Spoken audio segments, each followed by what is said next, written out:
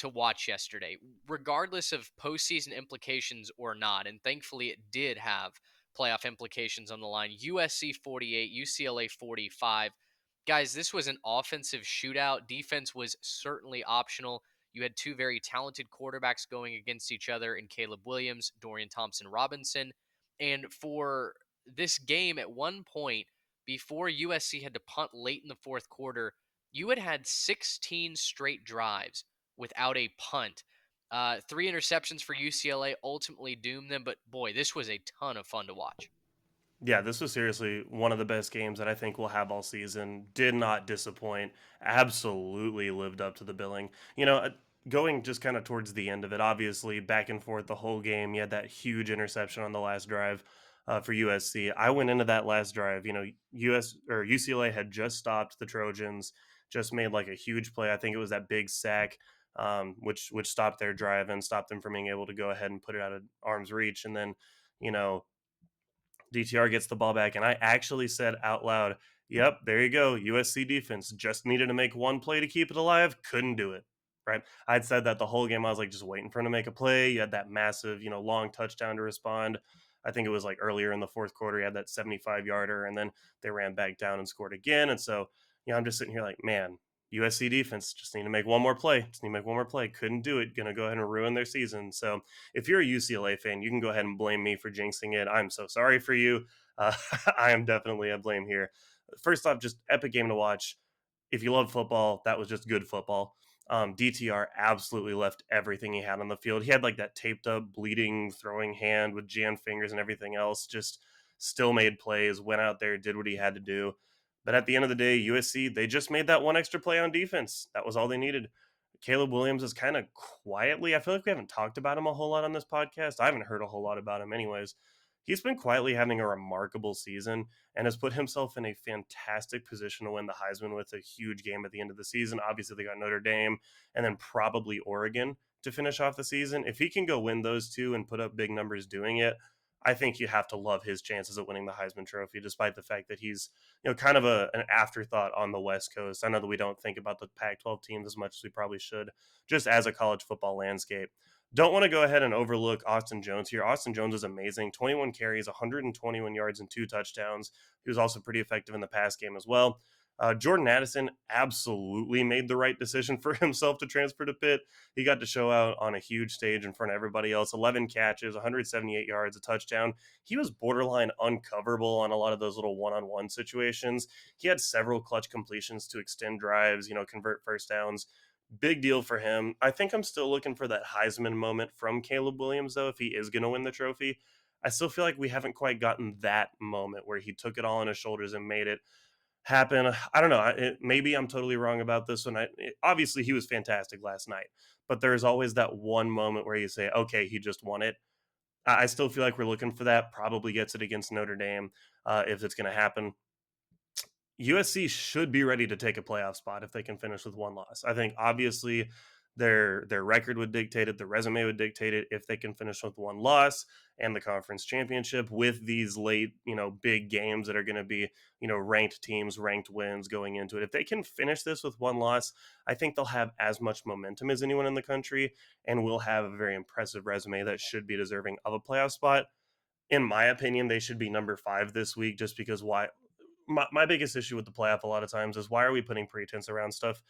Just call them number 5. They are the next chance team to get in after, the Ohio State Michigan loser drops. It should be USC next.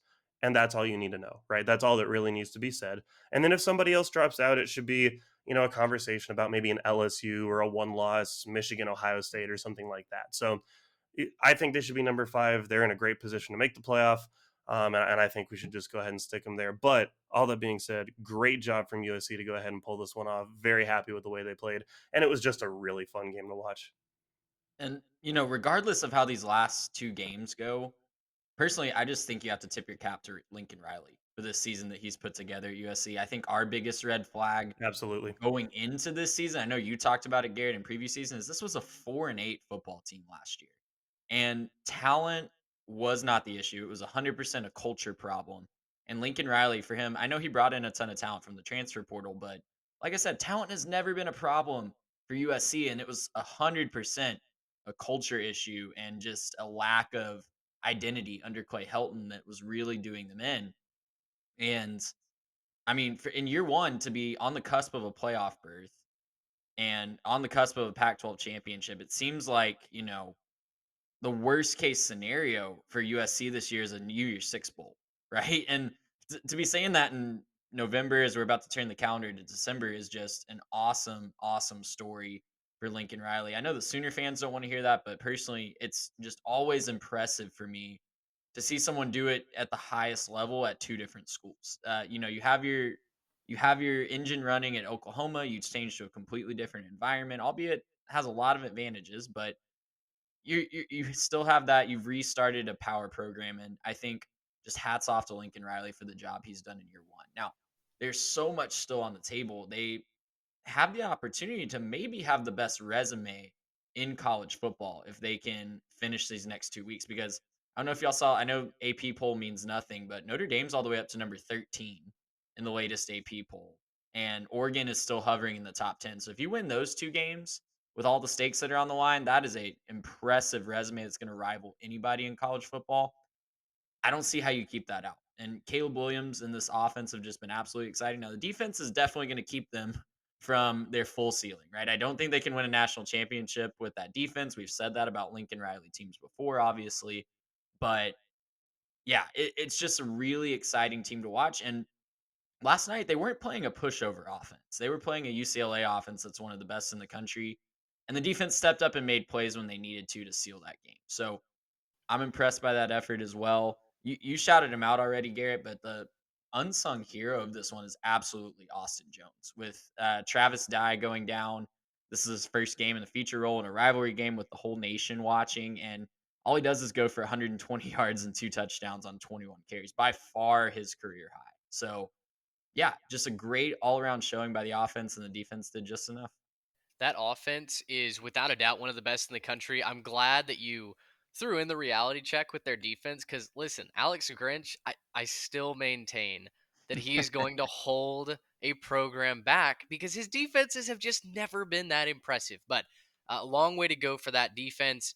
They've won games almost in spite of it a number of times this season. It's shown up in several games. I think the Fresno State game, they absolutely balled out. They took Jake Hayner out of that game early, but the offense has gotten it done. And yeah, it's thanks in part to guys like Austin Jones, obviously a talented wide receiver core as well. And, ultimately their defense did get enough plays to win that. 3 interceptions is nothing to shrug your shoulders at. But Trey, like you said, I agree. I don't think USC can be your national champion because when the offense does get stopped, I don't think the defense can return the favor consistently. I am going to actually kind of push on that one. I totally believe that up until last night. And maybe I'm just getting caught up in the emotion of the game or something like that. But we've said similar things about teams like Ohio State and TCU not necessarily playing the best defense all the time, but just having an opportune defense.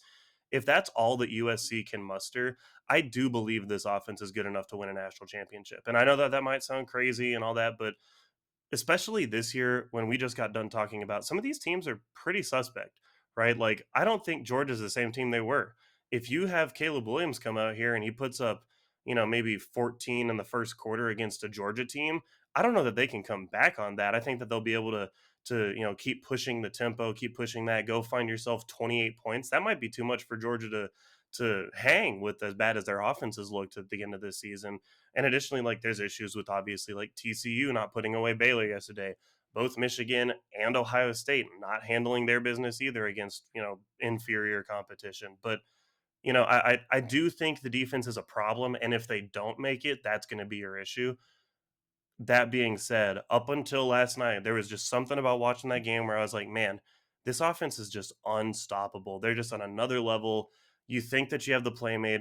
I kept getting frustrated because UCLA would make a great play. They would contain him and then they'd flush him from the pocket. And then all of a sudden Caleb Williams is out there just finding a guy down the field or making a good decision to, tuck it and run with it or something like that. And I was extremely impressed with the way that their offense plays. So I think that they're the kind of offense that even if you play really good disciplined defense, they can still beat you in so many ways. And I think I'm ready to say for them that they're similar to some of these other top teams where, yeah, if you just have a defense who can step up and make that one play, just get that one interception, get that one sack to stall a drive. If you can just do that, I think that they're good enough to win a national championship, especially this year.